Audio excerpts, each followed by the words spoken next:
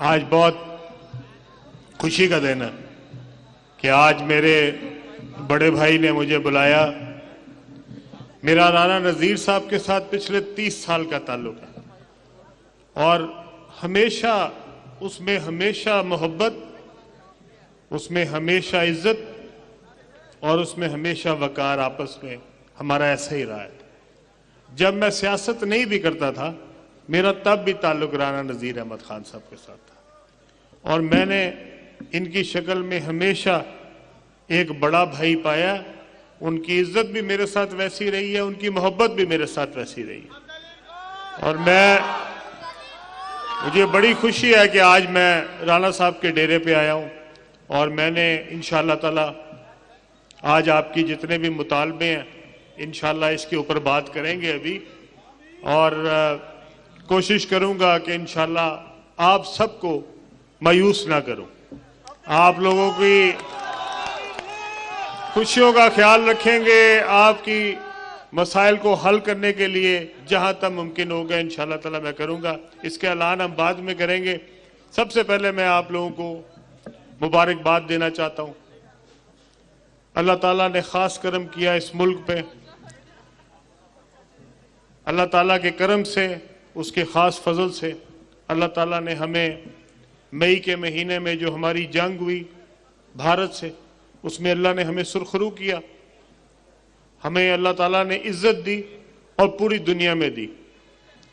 और आज अल्हम्दुलिल्लाह जब हम बाहर जाते हैं, मुल्क से बाहर जाते हैं, मैं आपको ये बात पूरे यकीन से कह रहा हूं, पूरी ईमानदारी से कह रहा हूं, एक वाज़ेह फर्क हम देखते हैं पाकिस्तानियों की इज्जत में। वो जो पाकिस्तान का पासपोर्ट है, आज उसकी इज्जत अल्लाह ताला ने करवाई है, किसी बंदे ने नहीं कराई, उस मालिक की वजह से, उसके करम की वजह से मुमकिन हुई है। और आज आप जाके जब देखते हैं, आप वो मुमालिक जो शायद हमें समझते थे कि शायद ये लोग सिर्फ हमसे इमदाद मांगने आते हैं, पैसे मांगने आते हैं, आज उनको एहसास हुआ कि नहीं, उनको पाकिस्तान की जरूरत है, उनको भी पाकिस्तान की जरूरत है। और आज हम उनसे जब बात करते हैं तो बराबरी की सतह पे करते हैं।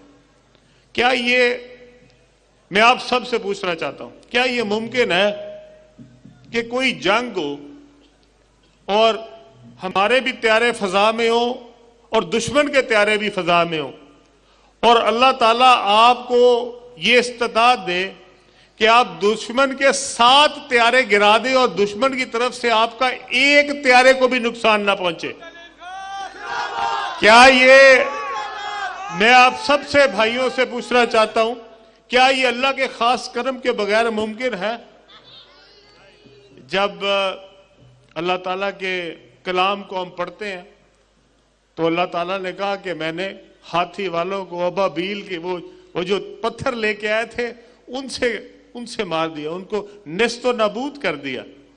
तो उसके करम के बगैर ये कैसे मुमकिन था? आपको पता है हमारे से डबल जहाज थे उस वक्त, जब लड़ाई हो रही थी तो उस वक्त उनके जहाज डबल थे। अगर हमारे 40 थे तो उनके 80 थे। हमने उनके 7 जहाज गिराए हैं। दुनिया का बेहतरीन जहाज उनके पास था, राफील। वो राफील हमने 4 गिराए हैं और आज तक वो कंपनी जो है, राफील की कंपनी जो है, वो पूरी दुनिया में बताती फिरती है कि हमारे जहाज का कोई कसूर नहीं था, वो इन्होंने चलाने ही नहीं आते सन। और आपको पता है कि जो हमारे जहाज थे, जो माशाल्लाह हमारी टेक्नोलॉजी चाइना के ताउन से बनी हुई है, जिसमें हमारे चाइना ने हमारा साथ दिया, और उस जंग में हमारे साथ कौन कौन खड़ा हुआ? हमारे साथ चाइना नंबर 1 खड़ा हुआ, हमारे साथ तुर्की खड़ा हुआ, हमारे साथ अजरबैजान खड़ा हुआ, और ऐसे खड़े हुए जैसे भाई एक दूसरे के साथ खड़े होते हैं। और इसी ने आज अल्लाह का शुक्र है आपके त्यारों ने जब उनके 7 त्यारे गिराए, पूरी दुनिया में दहशत फैल गई। आज आपको पता है कितनी दुनिया में आपके जहाज बिक रहे हैं? आपने कल भी पढ़ा होगा, हमारे जो एयर चीफ है वो गए हैं इराक में, जाके वो जहाज बेच रहे हैं। इसी तरह हमारे पास पूरी दुनिया में हमें जो है वो लोग हमारे जहाजों के लिए खरीदार हैं, हमसे खरीदना चाहते हैं हमारे जहाज। कभी आज तक सुना था ये बात कि पाकिस्तान से जहाज कोई खरीदेगा? अल्लाह के करम से आज आप दुनिया को अपने जहाज बेच रहे हैं। आज आपके पास दुनिया से ये आ रहा है ऑर्डर के जी हमें जहाज बेचें, हमें टेक्नोलॉजी बेचें। और अल्हम्दुलिल्लाह अल्लाह ताला ने हमारी फौज का वकार, पाकिस्तान का वकार पूरी दुनिया में जो है उसको बढ़ाया। और मैं सारे दोस्तों को कहना चाहता हूं कि अल्लाह के खास करम के बाद इसमें हमारी पाक फौज ने इस हमारे इज्जत में और हमारे नाम के पूरी दुनिया के फैलने में हमारी फौज ने कलीदी किरदार अदा किया। और हमारा जो सिपा सलार है, हमारे सिपा सलार ने, हाफिज साहब ने इसके लिए कलीदी किरदार अदा किया है। जब आपका सिपा सलार बहादुर होता है ना, फौज भी सारी इकट्ठी हो जाती, फौज के अंदर भी वो जज्बा आता है। अगर आपने जंग लड़नी होती है तो सबसे जरूरी क्या होता है? सबसे जरूरी आपका जर्नैल बहादुर होना चाहिए। अगर जर्नैल बहादुर है ना, एक एक सिपाही बहादुर है उसके पीछे। जब लीडर बहादुर है उसके पीछे पूरी कौम बहादुर है। इसलिए अल्हम्दुलिल्लाह अल्लाह ताला ने करम किया। आज जब आपने सबने सुना होगा वो अमेरिका का सदर है डोनाल्ड ट्रंप, वो जहां भी जाता है, जो भी तकरीर करता है, वो क्या कहता है? वो कहता है जनाब भारत के 7 प्यारे गिर गए और मैंने बड़ी मुश्किल से इनकी जंग बचाई है। कहता है ना, सुना ना आप सबने, हर जगह पे उसने कहा है। और उसने साथ ये भी कहा है कि जनाब मोदी ने मुझे फोन करके मिन्नत की कि यार हमारी जंग जो है रुकवा दो। और आज वो जो बड़े अकड़ अकड़ के चलते थे, अल्लाह ताला के खास करम के साथ आज पूरी दुनिया में उनका सर झुक गया और अल्लाह ताला ने आपका सर बुलंद कर दिया।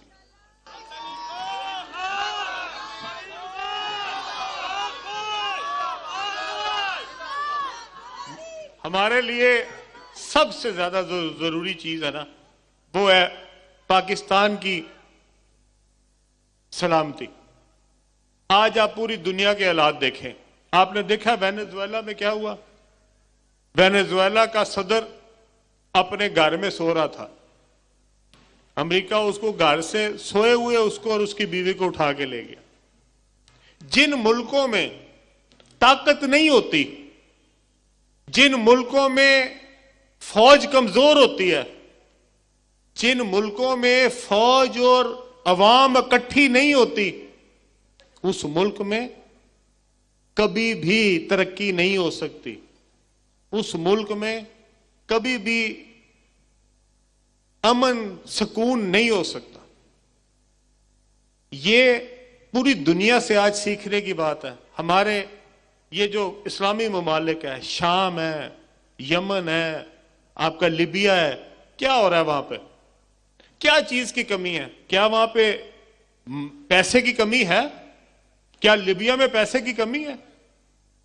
वो माला माल है तेल से, मदनियात से, अल्लाह ताला ने उसको हर चीज दी। तो कमी किस बात की है? फौज नहीं है, मजबूत मुल्क का दिफा करने वाला कोई नहीं है। तो क्या हाल हो गया? बदअमनी है, इंतशार है, समझ नहीं आती कौन किस कब्जे, कौन कौन से हिस्से पे किस किसने कब्जा किया हुआ। अगर आज आपके मुल्क को कोई मैली आंख से नहीं देख रहा तो अल्लाह के करम के बाद किसकी वजह से है? बताएं, जरा ऊंची बताएं किसकी वजह से है? और जो पाक फौज के खिलाफ बोले, क्या वो मुल्क का वफादार हो सकता? ये जो हमारे जवान 18 साल, 19 साल, 20 साल, 22 साल का जाके बॉर्डर के ऊपर अपनी जान का नजराना पेश कर रहा है, किसके लिए कर रहा है? ये आपके बच्चों के लिए कर रहा है।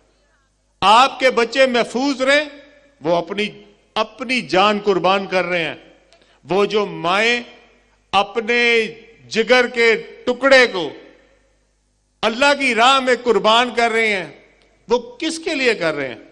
आप लोगों के लिए। आपके बच्चे सलामत रहें, आपके बच्चे महफूज रहें, इसलिए वो अपने बच्चों की कुर्बानियां दे रहे हैं। वो जो बेवाएं, जो अपने सुहाग जिन्होंने निछावर कर दिए, हमारी माए बहनें, उनके सुहाग सलामत रहे, उसके लिए उन्होंने अपने सुहाग जो है कुर्बान कर दी। वो जिन लोगों ने अपने बाप कुर्बान किए हैं, जो बच्चे यतीम हो गए हैं, क्या आप अंदाजा लगा सकते हैं कि 1 साल का बच्चा, 2 साल का बच्चा जो यतीम हो जाए, क्या पूरे पाकिस्तान की कौम उसका दिया दे सकती है? उसके बाप ने अगर कुर्बानी दे दी, अपने बच्चे छोटे छोटे यतीम करके चला गया, किसके लिए यतीम करके चला गया? कि अल्लाह ताला आपके बच्चों को सलामत रखे। और जब हम उसी फौज के बारे में अपने सोशल मीडिया के ऊपर बकवास करते हैं, तो क्या ऐसे लोगों को इस मुल्क में रहने का हक होना चाहिए? क्या उनको पाकिस्तानी कहलाने का हक होना चाहिए? जो इस मुल्क का खैर खाए, क्या वो हमारी फौज के खिलाफ हो सकता है? इसके ऊपर मैं चाहता हूं कि नौजवान ये अहद करें, सियासत करो, हमें सियासत पे कोई एतराज नहीं है, सियासत करो, किसी को गाली देनी है दो, हम सियासी लोग हैं, आपको हम पसंद नहीं है कोई बात नहीं, हम पे एतराज भी करो, हमें जो मर्जी बुरा भला कहो, लेकिन खुदा के लिए जिस मुल्क की वजह से हम सब की पहचान है, और जो उस मुल्क की हिफाजत कर रहे हैं उसकी तो इज्जत करो। और जिनकी वजह से आप सब अपने घर में सुकून की नींद सोते हैं, उसकी तो इज्जत करो। वो अपनी जान दे रहे हो और तुम उसको गाली दे रहे हो। और ये कैसे लोग हैं? ये कैसे लोग हैं? इन लोगों को कोई शर्म नहीं, कोई लिहाज नहीं, कोई मुरव्वत नहीं है, इनको कोई एहसास नहीं है।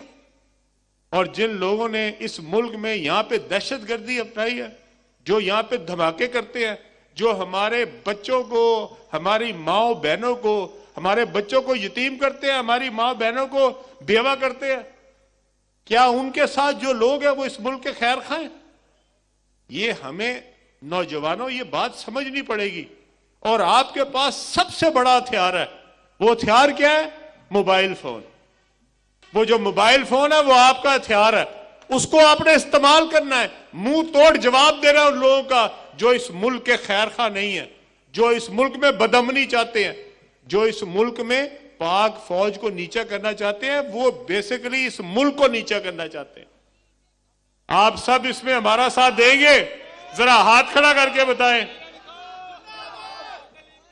मैं आप सबका दिल की गहराइयों से शुक्रिया अदा करता हूं।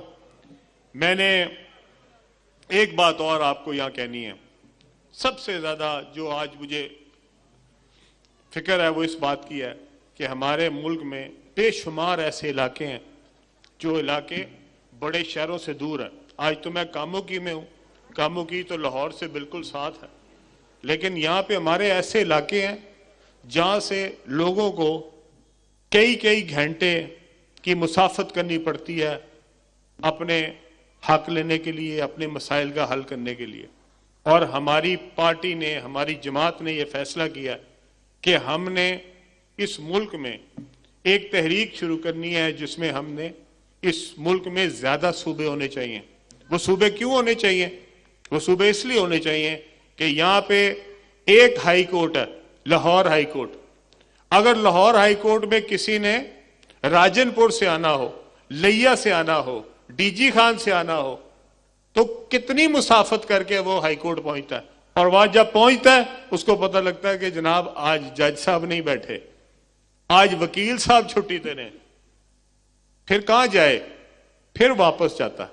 4 दिन बाद पता लगता फिर तारीख पड़ गई है, फिर वापस आता। ये लोगों के मसाइल हैं। यहाँ पे चीफ सेक्रेटरी साहब बैठते हैं, यहाँ पे आईजी साहब बैठते हैं। आज किसी का काम है आईजी साहब के पास, वो वहां से चला है, पूरा 10 घंटे की मुसाफत करके जब लाहौर पहुंचता है तो पता लगता है कि जनाब आज तो आईजी साहब छुट्टी पे हैं। ये सारे मसाइल के हल क्या है? इन मसाइल का हल ये है कि आपके सूबे ज्यादा हो, आपकी तरक्की ज्यादा हो, और लोग आपस में मिलकर इस सूबे के अवाम जो है वो फैसला करें।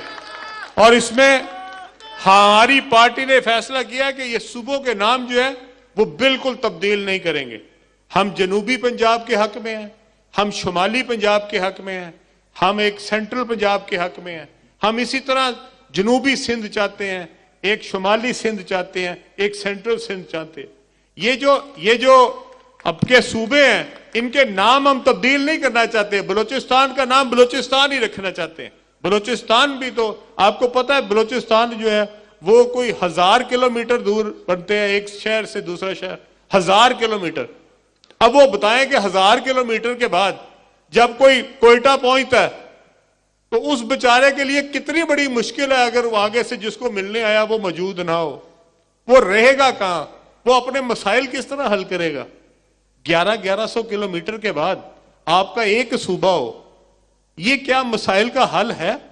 मसाइल का हल आपके पास ज्यादा सूबों की शक्ल में होगा। और इंशाअल्लाह ताला हम सबसे अपील कर रहे हैं, आज मुझे MQM की हमायत हासिल हुई, आज हमारे साथ जो बाकी दोस्त हैं वो भी बहुत सारे दोस्त इसमें हमारी हमायत शामिल कर रहे हैं, लेकिन मैं सारी जमातों से कहना चाहता हूं और खास तौर पे अपनी हुक्मरान जमातों से कहना चाहता हूं, अगर आपके पास सिंध में हुकूमत है तो बराए मेहरबानी आप एक वजीर आला की जगह अपने 3 वजीर आला बना लें। तो हमें ये तो इतराज नहीं है, हम तो नहीं कहते कि आप सारे लोगों में बांट दें, और भाई अपने कोई और वजीर आला बना लो पर लोगों के मसाइल तो हल कर लो। अगर पंजाब में 4 सूबे बन जाएंगे तो हुक्मरान जो जमात यहां पे है वो अपने 3 और वजीर आला बना लें, इसी तरह बलूचिस्तान में 3 वजीर आला लग जाए। इसमें क्या हर्ज है अगर लोगों के मसाइल हल हो जाए? तो लोगों के मसाइल हल करने के लिए हमें अपनी अपनी तंग नजरी से बाहर निकलना पड़ेगा, पाकिस्तान को देखना पड़ेगा, अपनी हुकूमतों के जोम से बाहर निकलना पड़ेगा। सारा कुछ मेरे पास ही आ जाए, इससे बाहर निकलना पड़ेगा।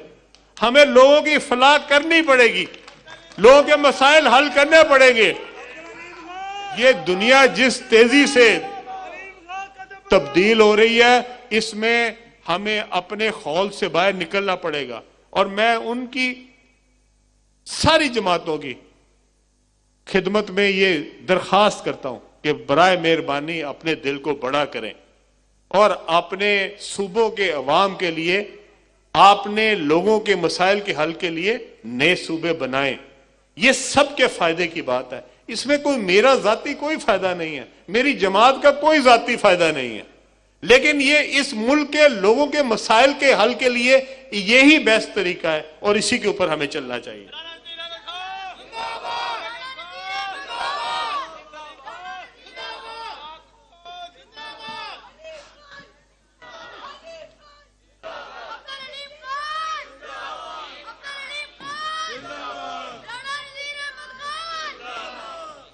आपको यहाँ पे इस इलाके में जब मुझे राना साहब ने कहा कि जी आप हमारी ये जो GT रोड है इसके ऊपर कट नहीं है और इस पे लोगों के एक्सीडेंट होते हैं, तो मेरे लिए तो ये बड़े भाई का हुक्म भी था, मैंने तो ये काम करना ही करना था। लेकिन मैंने राना साहब को ये जरूर कहा कि राना साहब जब कट बढ़ जाए तो हमें भी एक खट कर दीजिएगा, हम भी जाके जरा लोगों का शुक्रिया अदा कर देंगे। तो उनकी मेहरबानी है कि उन्होंने आज मेरी आप सबसे मुलाकात भी करवा दी है और इंशाअल्लाह ताला मैं यहाँ पे काम करता रहूंगा ताकि मेरी आपसे बार बार मुलाकात करवाते रहें। आप मुझे पहले ये बताएं, यहां से कामोकी से आप मोटरवे के साथ मिलना भी चाहते हैं या नहीं? मुझे तो हाथ खड़े कोई नहीं नजर आए, तो रहन दइए गल, और रहन दइए या होनी चाहिए? होनी चाहिए। चलो जरा फिर एक दफा नारा लाओ राणा साहब दा बहुत अच्छी तरह ताकि उत्थे तक आवाज जाए। आवाज नहीं आ रही? हाँ अब ठीक है। राणा नजीर अहमद खान, हाँ जी, इंशाअल्लाह ताला अल्लाह के करम से अब्दुल अलीम खान, अब्दुल अलीम खान, इस्तेकाम पाकिस्तान। मैं आप सबको इंशाअल्लाह ताला मुबारकबाद देते हुए कहता हूं कि इंशाअल्लाह ताला कामों की जो है वो इंशाअल्लाह हम इसको कनेक्ट करेंगे मोटरवे के साथ और आप यहां से सीधा जो है वो मोटरवे पे जाया करेंगे और इंशाल्लाह ताला गुजरावाला को भी हम कनेक्ट कर रहे हैं मोटरवे के साथ। गुजरावाला के लोग भी जो है वो डायरेक्ट जो है उसके ऊपर आएंगे। ये जो सड़क बन रही है ये इस इलाके की तरक्की के लिए बन रही है। और हमने जो लाहौर सियालकोट की सड़क है इसको भी 4 रोइया कर से उठा के 6 रोइया कर दिया। 6 लेन की हमने सड़क जो है वो बना दी है इंशाल्लाह ताला। ये 6 लेन की सड़क लाहौर से लेके इंशाल्लाह अब पिंडी तक जाएगी और ये सारी सड़क जो है वो यहां से गुजरेगी। इसके ऊपर कामों की भी आएगा, गुजरावाला भी आएगा, गुजरात भी आएगा, खारिया भी आएगा, गुजर खान भी आएगा, जेलम भी आएगा और वो सारे के सारे ये सड़क इस्तेमाल किया करेंगे इंशाल्लाह ताला। इस इलाके की तरक्की के लिए ये एक बहुत बड़ा मंसूबा होगा और इंशाल्लाह ताला मैं वजीर आजम साहब से कहूंगा कि वो इंशाल्लाह ताला यहाँ खुद आए और खुद आके जो है वो इस सूबे के लिए इस हमारे शहर के लिए जो है वो यहाँ पे आके इसका इफ्तिताह करेंगे इंशाल्लाह ताला। इसी तरह हमारी पार्टी यहाँ पे जो 2 बातें मैं करना चाहूंगा, 2 चीजें जो इससे बहुत जरूरी हैं। एक सबसे ज्यादा जरूरी बात, यहाँ पे हमारे जो किसान हैं इस इलाके में, हम उनकी तरक्की के लिए वजीर आजम साहब से गुजारिश कर रहे हैं कि यहाँ पे फौरी तौर पे गंदम की जो कीमत है वो कम से कम 4000 रुपये मुकर्रर की जाए ताकि लोगों की गंदम खरीदी जाए और लोगों की गंदम खरीद के हुकूमत खरीदे ताकि किसान को उसका मुआवजा मिल सके। और उसको जो है जो भटकना पड़ता है, जो लोगों के सामने जाके और वो जो दरमियान में मिडिल मैन है उसके हाथों जो हमारा नुकसान होता है छोटे जमींदार का खास तौर पे वो ना हो सके। इसी तरह मैं चाहता हूं, हम हुकूमत से दरखास्त कर रहे हैं, हमने पहले भी दरखास्त की है अब फिर भी दरखास्त कर रहे हैं वजीर आजम साहब से कि हमारा जो जितना भी यहाँ पे कारोबार है, हमारे जितने भी लोग इंडस्ट्री चलाते हैं उन लोगों के लिए ऐसे इंतजाम किए जाएं जिससे लोगों का कारोबार जो है उसमें कारोबार में इजाफा हो। और आप ये यहाँ पे इस वक्त जो टैक्स लगा है उसकी रेशो बहुत ज्यादा है, हमारा कारोबारी तबका जो है उसमें पिस रहा है, हमारे कारोबारी तबके के मसाइल बढ़ रहे हैं, हमारी इंडस्ट्री बंद हो रही है, हमारी इंडस्ट्री के अंदर लोगों का जो रोज अपना कारोबार है वो नीचे की तरफ जा रहा है और इससे बेरोजगारी में इजाफा होगा। इसमें हमारे जो नौजवान हैं इनको रोजगार नहीं मिल सकेगा। तो हमारी वजीर आजम साहब से हमारी पार्टी की तरफ से ये गुजारिश है कि बराए मेहरबानी अपनी टैक्स की शरह कम करें ताकि लोग जो है वो अपना कारोबार बढ़ा सकें, हमारी इंडस्ट्री चल सके, हमारे फैक्ट्रियां जो बंद हो रही हैं उनके अंदर इजाफा हो सके, वो लोग कारोबार को बढ़ाएं। अगर कारोबार बढ़ेगा तो नौजवान को नई जो नौकरियां वो मिल सकेंगी। नौजवान जो है वो हमारा मुस्तकबिल है और इसके लिए नौकरियां बेहद जरूरी हैं और वो कारोबार बढ़ाए बगैर ये नौजवानों को कोई भी हुकूमत सिर्फ हुकूमती सतह पे नौजवानों को नौकरियां नहीं दे सकती। उसके लिए प्राइवेट सेक्टर का होना, इंडस्ट्री का लगना, हमारे कारोबार का बढ़ना बेहद जरूरी है। और मैं चाहता हूं कि वजीर आजम साहब इसमें अपने खास इंटरेस्ट के साथ जो है इसको अपने कंट्रोल में लें और जहां पे हमारा टैक्स बहुत ज्यादा है उस टैक्स को कम करेंगे।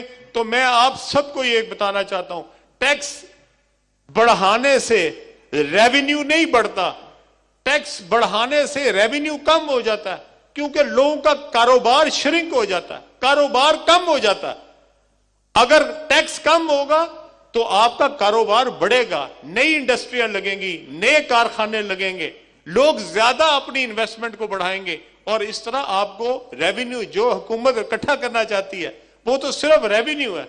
अगर रेवेन्यू बढ़ाना है तो हुकूमत को लोगों को फैसिलिटेट करना पड़ेगा, कारोबार बढ़ाने पड़ेंगे, कारोबार का पहिया चलाना पड़ेगा इस मुल्क का, तब भी लोगों के लिए आसानियां पैदा होंगी। हमारे काश्तकार का, हमारे मजदूर का ख्याल करें और इनके लिए आसानियां पैदा करें। आप सबका एक बार फिर मैं दिल की गहराइयों से शुक्रिया अदा करना चाहता हूं। हमारे जितने दोस्त यहाँ पे आए हैं, हमारे अकाबरीन आए हैं, मेरी बहनें यहाँ पे मौजूद हैं, मेरी बहनें आगे भी बैठी हैं, मैं आपका शुक्रिया अदा करता हूँ। मेरे जो बुजुर्ग आए हैं खास तौर पे मैं आपका शुक्रिया अदा करता हूँ। जितने सफेद दाढ़ियों वाले हैं मैं उन सब का शुक्रिया अदा करता हूँ। आपने मुझे अपनी दुआओं में शामिल रखना है। इंशाअल्लाह ताला इस मुल्क के लिए इस्तेकाम पाकिस्तान पार्टी को जो भी मुमकिन हुआ इंशाअल्लाह ताला हम सारे मिलकर इस मुल्क की खिदमत करेंगे, इस मुल्क की तरक्की में अपना किरदार अदा करेंगे। आपने मेरे साथ नारों का जवाब देना है। नारों का जवाब देंगे? पाकिस्तान, अफवाज पाकिस्तान, सिपह सलार पाकिस्तान, पाकिस्तान हमेशा पाइंदाबाद। बहुत शुक्रिया।